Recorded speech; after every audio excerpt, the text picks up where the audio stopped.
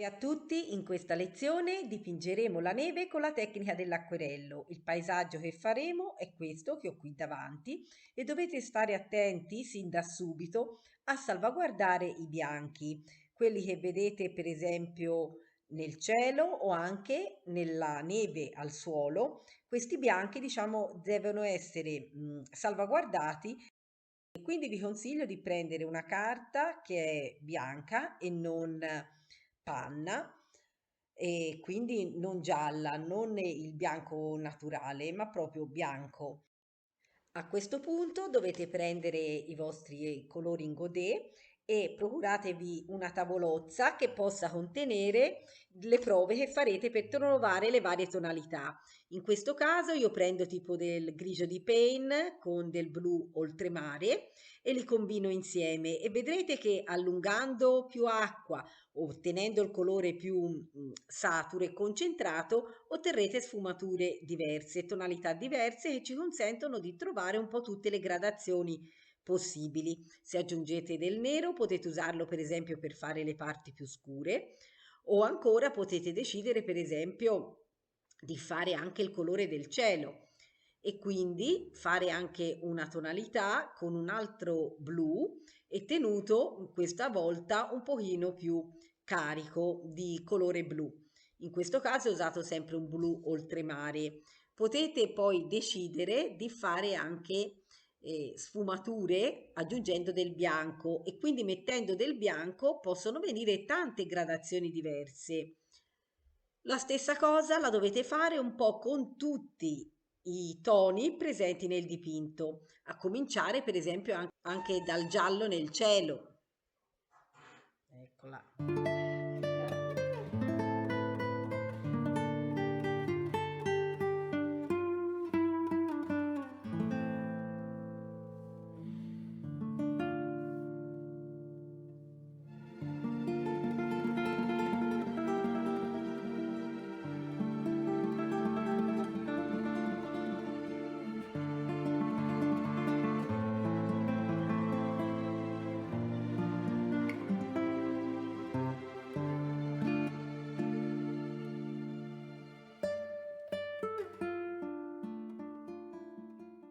Poi potete fare una prova anche sulla tenuta della vostra carta. Prendete, bagnate con un pennello la carta e poi provate a aggiungere il colore perché in questo dipinto l'ideale sarebbe di usare un colore e poi poter andare a rimuovere anche per far riaffiorare i bianchi. Logicamente questo se la nostra carta lo consente.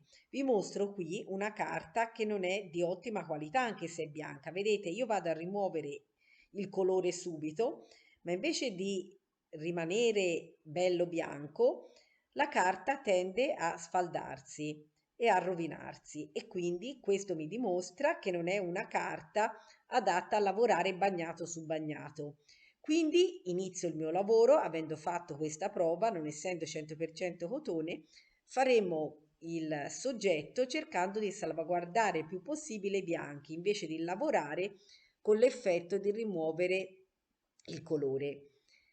Inizio dallo sfondo e vado a fare appunto il cielo bagnando e poi per caricamento vado a intensificare alcune parti. Dopo che ho fatto questo procedimento nel cielo, vado a lavorare anche sugli abeti e a iniziare a fare degli effetti sulla montagna dietro. Logicamente devo aspettare che il mio colore sia un po' asciutto, perché se è troppo bagnato rischio che si espanda troppo. Allora, sicuramente usando bagnato su bagnato viene un effetto molto più morbido, però si rischia appunto di essere imprecisi e di far diffondere troppo il colore. In questo caso, siccome la mia carta non è di ottima qualità, io non posso bagnare più di tanto. Vado in alcuni punti anche a rimuovere il colore in eccesso, oppure ritorno via via sulle cose già fatte per caricamento e inserendo sempre più alcuni dettagli. Questo farò per tutto il dipinto, attendendo che in dei punti asciughi e poi vado a mettere gli scuri per prima cosa e i bianchi, vi dicevo, cerco di salvaguardarli.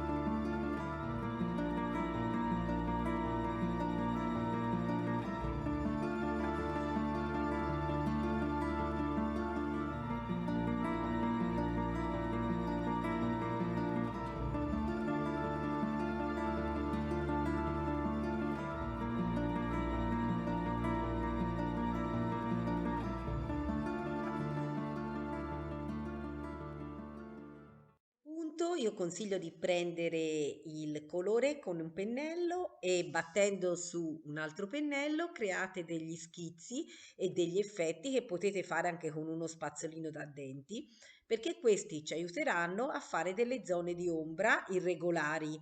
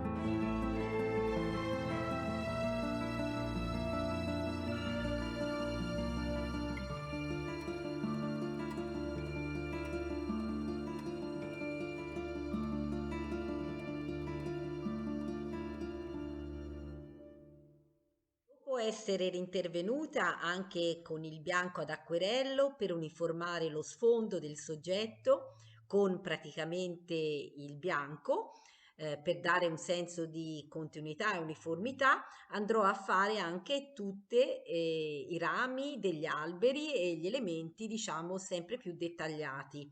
Userò, vedrete, anche un pennellino sempre più fine che mi consente di essere più precisa nella pittura.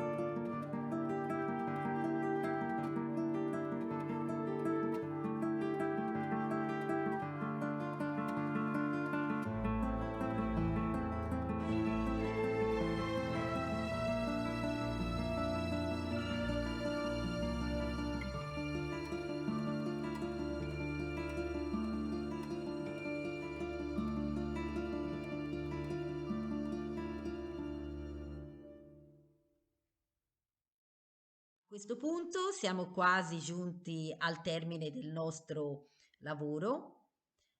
e quindi non rimane altro che andare a dettagliare sempre più alcuni elementi e per esempio possiamo anche decidere di rintervenire per esempio anche nel cielo. Nello sfondo questa volta essendo sicuramente già asciutto, io posso rintensificare per caricamento ribagnando in maniera omogenea, di modo che non mi rimanga traccia di linea di contorno, ma che si sfumi gradualmente. Se ribagno tutto, una volta asciugato, appunto lo sfondo, io posso per caricamento rintervenire. Gli ultimi dettagli e il nostro lavoro è finito. Andrò poi a rimuovere la carta che avevo messo intorno che riquadrava il mio dipinto. Spero che questo lavoro vi sia piaciuto. Se siete interessati a video come questi, iscrivetevi al mio canale e se vi va sottoscrivete anche un abbonamento. Grazie per l'attenzione e spero di avervi tra i prossimi utenti che visiteranno il mio canale. Ciao ciao!